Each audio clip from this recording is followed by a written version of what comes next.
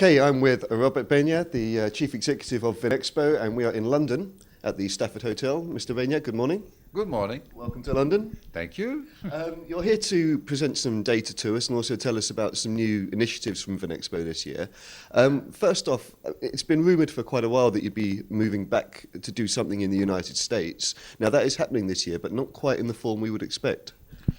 You probably remember that you have done things in the United States, in New York in 2002 and Chicago in 2004.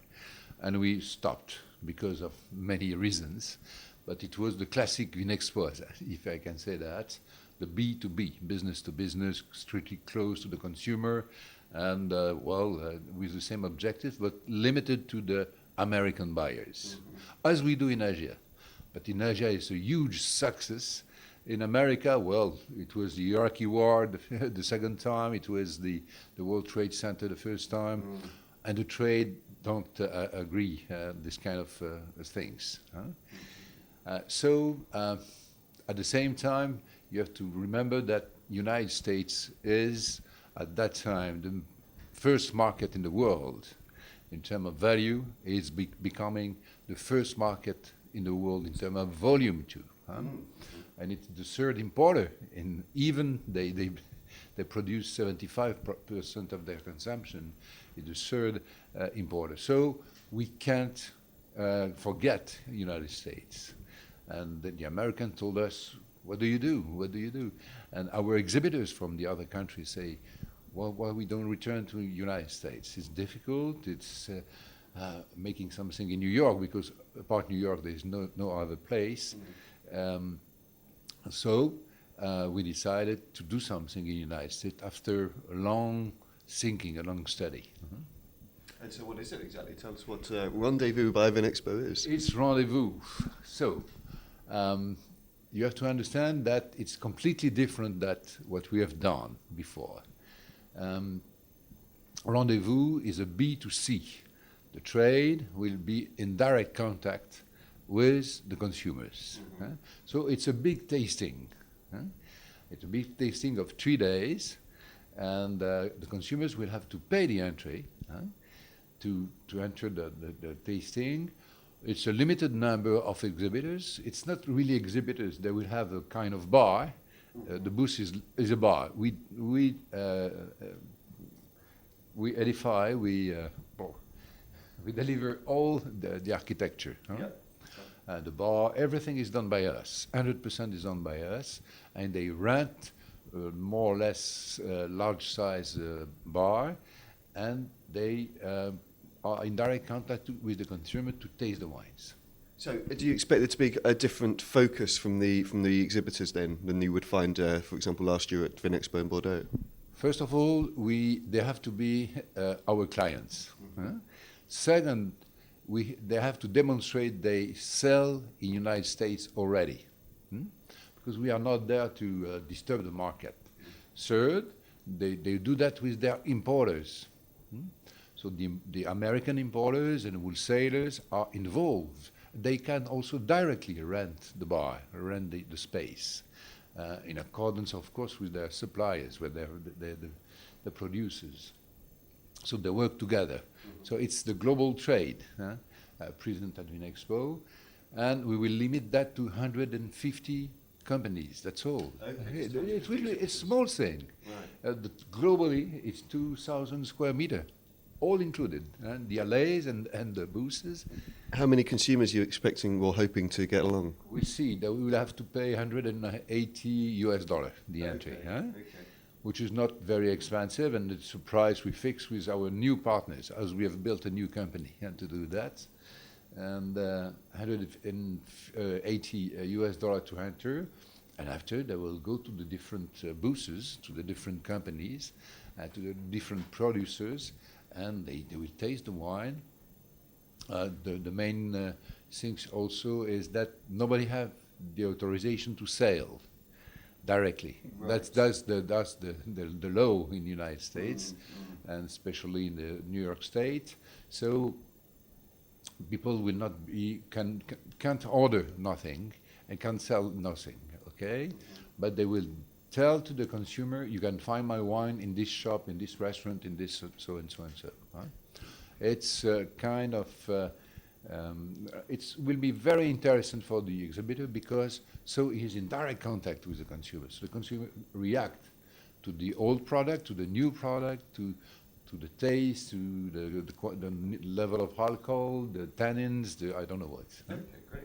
So this takes place in November. Between now and then, a lot of planning to do, or is everything kind of in place now? Oh, the Javits Center in New York is already booked. Yeah, good. It's signed. The new company will born next month or the month after with a big press group from United States as shareholder.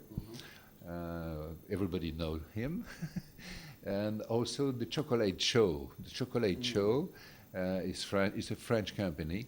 They organize chocolate show in 17 towns in the world every year. So this is something new for them as well then? Yes. Well then let's have a quick chat about the global wine market and the latest figures that you'll be presenting to us this morning. As expected, we're still seeing massive rises in Asia Pacific. And you know you're expecting that to continue, aren't you, at least until 2015?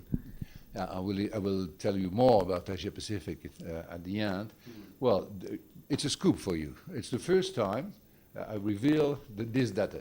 They are very new. Heard it here first. As you know, we do that every year since 15 years.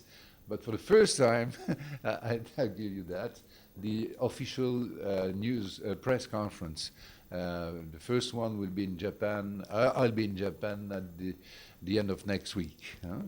So we'll have the press conference in Japan, but in the next weeks we'll have also Beijing and Hong Kong and Seoul and the other ones.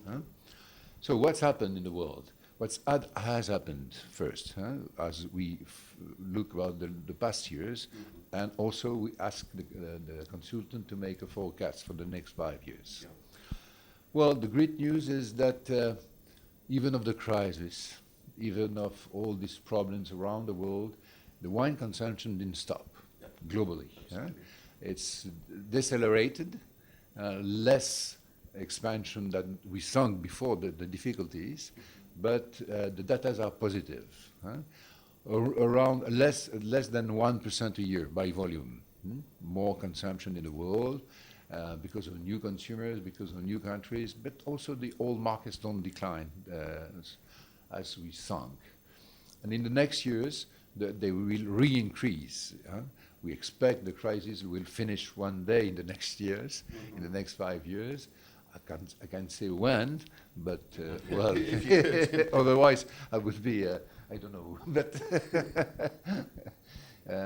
the wine consumption, still sparkling, will continue to re-increase. As always, as in the past, the volume will increase about 1.5, 1.4% each year globally. Okay. And in value, the double, more than 2%. It means that the world will drink more and will drink better. Excellent. That's the first conclusion that we have. Other conclusion is that, well, as I said, the United States is becoming the first market in value and volume, and it will continue in the next 5 years. France and Italy following them. Germany, UK was at that since until 2010 the fifth market. It will become only the number 6. Why? Because China, in terms of volume, China will become number 5 and UK number 6. It means that the UK, will decline a little bit in the next 5 years. Oh, you're expecting consumption to drop? In terms of volume, we expected less than 1% each year in the next 5 years of the consumption in UK. But there is a lot of explanation about that. The consumption in UK is changing. Not only the price, not only volume, so the quality, the knowledge of the new consumer. I'm not speaking of the old consumer of UK, but the new consumer in UK will appreciate more the wine, so they prefer to drink less but better. Interesting. And, Is that a pattern that's and also being... the consultant thinks that the crisis, well, will influence the year 2012 and perhaps 13. Okay. Now, this, what you mentioned, people drinking less but drinking better, is that pretty general across the whole of Europe at the moment? You mean all the world? Well, across Europe, so your old world like France, Italy. No, France and Italy, the consumption will continue to decline. Right. But we are coming from a very high level. Huh? And it's normal. And all the countries around 50 liters a year per capita consumption will decline a little bit. Because it's the same phenomenon. They prefer to drink better than more. And because the way of life is different. You don't walk. You walk less. You make less sport, unfortunately, and the life is easier and so on. Okay. Well, a brief mention of the world spirits market as well. Asia Pacific, once again, we can't ignore them in this one, becoming by far the world's biggest market for spirits, aren't they? Yeah. Asia remain 50% in terms of volume of the spirit market, of the world spirit market, but this include local spirits. Right. Local spirit is sake and sochu and mautai and all these products. Things that in the Western world you don't really get. Yeah. And this kind of products are reducing in the Western countries, let's say, but at the same time, they are discovering the big brands of whiskey, of vodka, and so on. So Asia will remain 50% of the world market. Well, no, the big phenomenon is China.